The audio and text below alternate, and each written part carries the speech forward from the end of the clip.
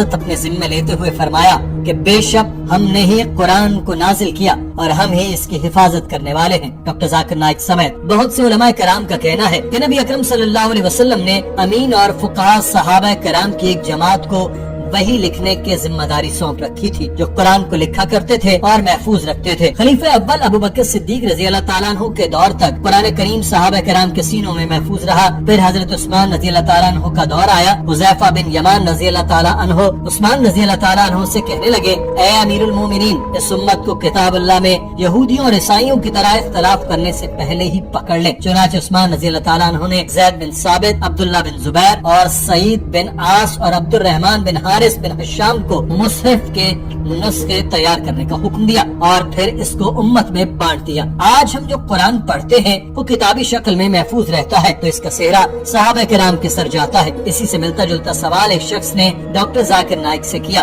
اس نے کہا کہ آپ نے بتایا کہ آخری صحیفہ قرآن ہے اور یہ محفوظ ہے۔ اللہ تعالیٰ نے قرآن میں فرمایا کہ اس کتاب کی حفاظت کا ذمہ اللہ نے خود اٹھایا ہے، مگر دوسری طرف صحیح بخاری میں لکھا ہے کہ قرآن ابو بکر کے دور خلافت میں کھو گیا تھا، پھر عثمان آئے اور انہوں نے اس کو مکمل کیا۔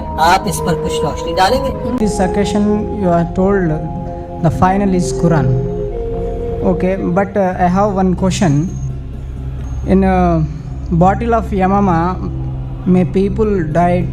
These who by-hearted the Quran, there was a few that Quran can be lost during the Abu Bakr time.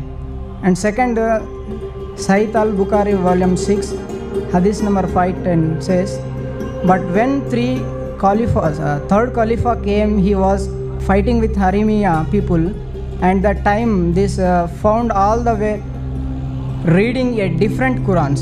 So Usman retained.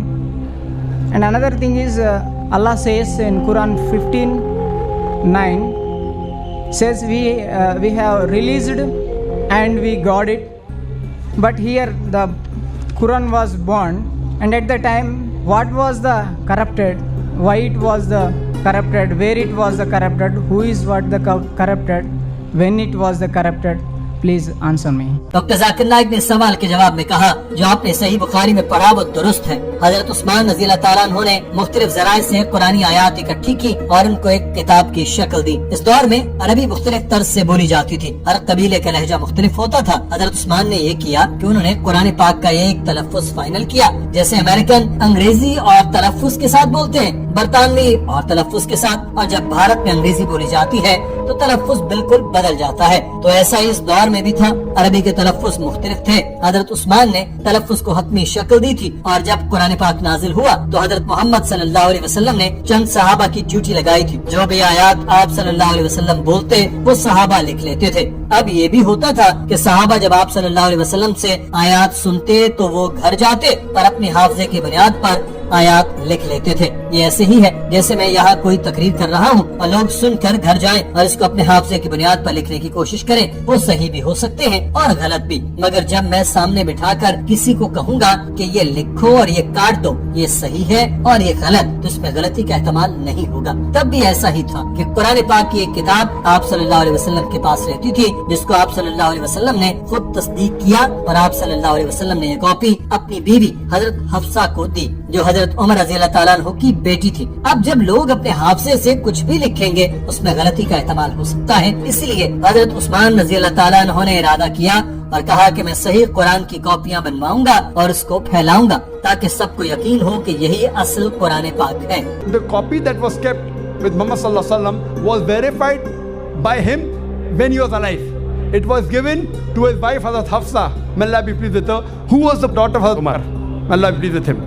So it was kept in that custody. Now when people wrote on their own from their memory, there are bound to be mistakes. So the Quran is not wrong.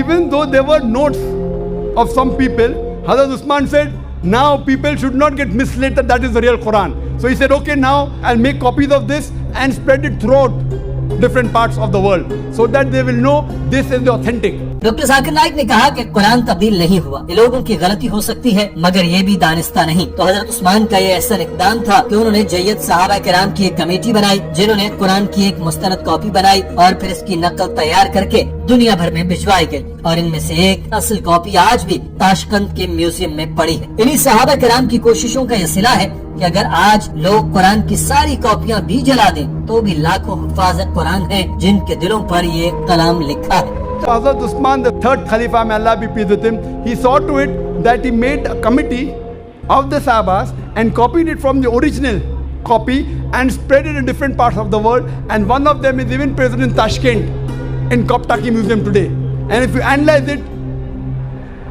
it is verbatim same. And today the Huffaz, even if you burn all the copies, today there are millions of Huffaz who know the Quran by heart. Even if you burn all the copies, hypothetically, yet if these people get together, they can again make the true verbatim Quran. ناظرین، یہاں ایک خاتون نے بھی doctor Zakir Naik کے سامنے اپنا سوال رکھا اور اس نے پوچھا کہ اسلام میں کرما اور موکشا کو کیسے بیان کیا گیا؟ How is karma and moksha defined in Islam, and how is it indifferent while in practice?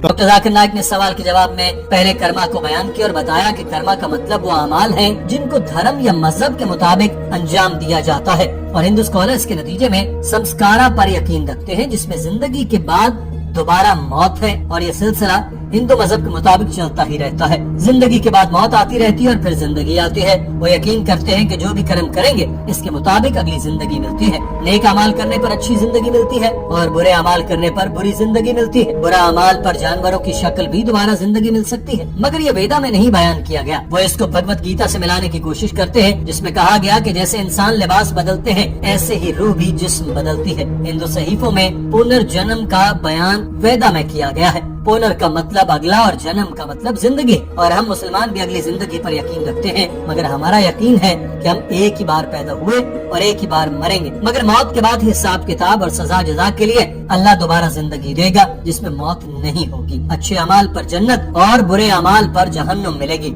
There is a mention of Punarjanam in the Vedas.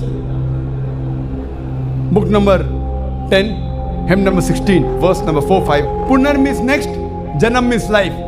Next life. We believe in next life. We believe we came in this world once, we'll only come once. We were alive before, Allah calls us to die. We came in this world, again we'll die, again we'll be resurrected in the next world. So we believe in this world, Islam believe we'll come once, and then we'll be resurrected, raised up alive in the next hereafter.